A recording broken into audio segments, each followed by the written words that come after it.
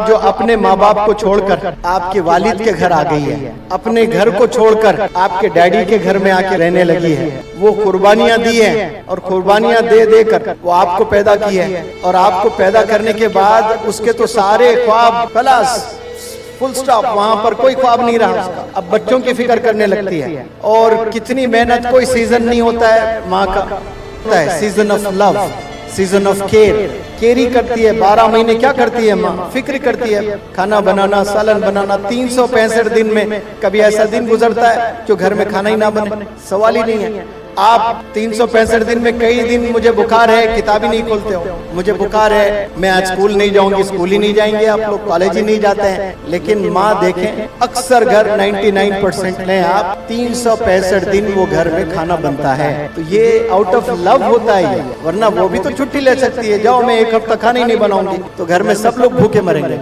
लेकिन माँ ऐसा नहीं करती है।